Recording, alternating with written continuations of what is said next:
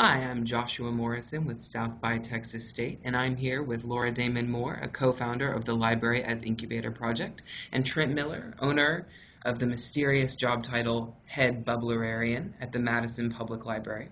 We're here to discuss their upcoming session at South by Southwest on getting messy in the library. So, I'll start with you, Laura. What is the Library as Incubator project? How did it come to be? Tell us just a little bit of history and what it does. Sure.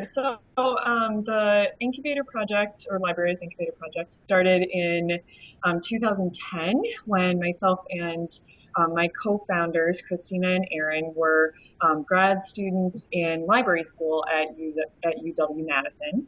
And the sort of impetus for starting the project was in lots of our classes, we talked about different kinds of user populations of libraries, from um, children to senior citizens to young adults, um, English language learners, um, immigrants, things like that. And I sort of started thinking about whether anyone had looked at artists and creatives as a specific user group of library spaces and services and resources.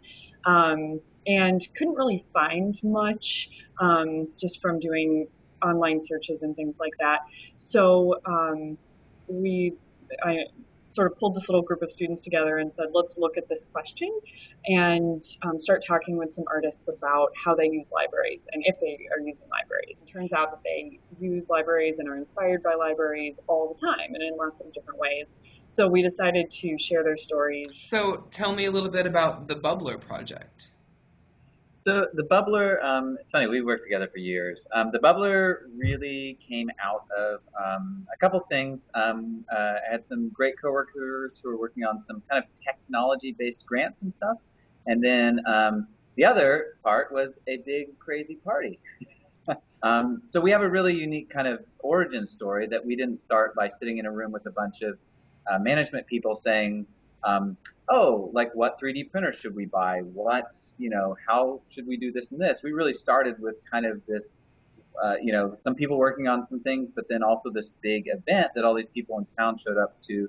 And from that came this question of how do we get all these creative people back to the library? Like we want these people at the library, want this group. And so we've just kind of, jumped off from that and started creating this, came up with the name of Bubbler, which if you're not from Wisconsin, a bubbler is actually a drinking fountain in Wisconsin. And we're just doing a lot of stuff, both at our central library, where we have actually a bubbler room, we have a media lab, and then also out in neighborhood centers, we go to the Juvenile Detention Center, we have an artist in residence program, we teach video game design, we teach screen printing. So, this work, it's kind of founded on the assumption that libraries and artists are natural allies, and that maybe there's some of that like kinship and allyship, some of what makes that up, hasn't always been as tapped into as it could be.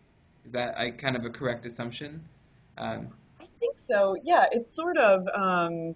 I think that relationship has and the partnership has always been there at some level.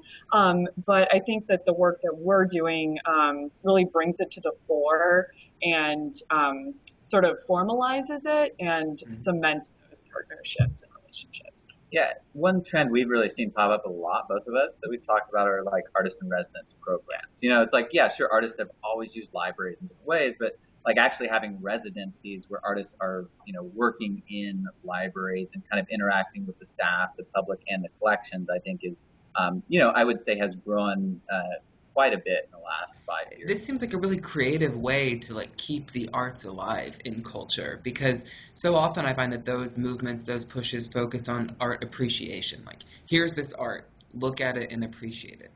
But this seems like a way that gets people involved in art in a participatory way. They're actually doing it, working together to make some project. So, do you see people tap into new parts of themselves doing this, like when they come in to do this participation and, you know, engaging and appreciating art on a new level? Is that something that you've seen firsthand? Yeah, Yeah. definitely. I So think tell us about that. Yeah. Yeah, so one thing that we noticed when we first started doing this work is that the relationship between the arts and libraries was strongest usually in youth services programs. And so there's always sort of been a project component to story time or after school programs and things like that. But not so much for adults, like basically after age, I don't know, 18 or something. You're sort of like, you're coming with your kids maybe. And, I used to be a youth services librarian, and I would have parents doing the projects like alongside their kids because they just wanted to be doing something creative, Yeah. really engaging. So I think that, yeah, it does tap into the a creative side that maybe college students don't always have time to dig into when they have their busy lives going on, and helps people rediscover sort of this playfulness and creativity that they might not have had an opportunity to practice in their adult lives. And then I'd say the other big thing that I'll touch on some is we have a huge project where we're working with the Juvenile Detention Center and the shelter home, and with teenagers in both of those programs, where we're actually bringing in working artists to those places, or bringing the shelter kids to the library and having them, just see kind of like other options and things, like whether it's like, hey, now I know what it's like to design a video game, or to record, or to do a print, or it's just really cool seeing at least those kids see those other options. Maybe kids who struggled for different reasons in different ways. So that's a part, and I think sometimes I kind of play up the like, oh, we have these cool fun parties, but like, it's cool that we've been able to also really reach other groups through this platform also, I'd say. Yeah, I think the social justice component of these programs is incredibly powerful. And All right. Well, thank both of you so much for talking to me, and I hope that anyone who watches this is even more excited for your panel, and that they're excited to come get an in-depth look at how this project that you have begun, Laura, works in your library there in Madison, Trent. So I know that I'm certainly excited for it, and I look forward to seeing you in Austin. Awesome. We'll see you in Thanks so Austin. much. Thank you.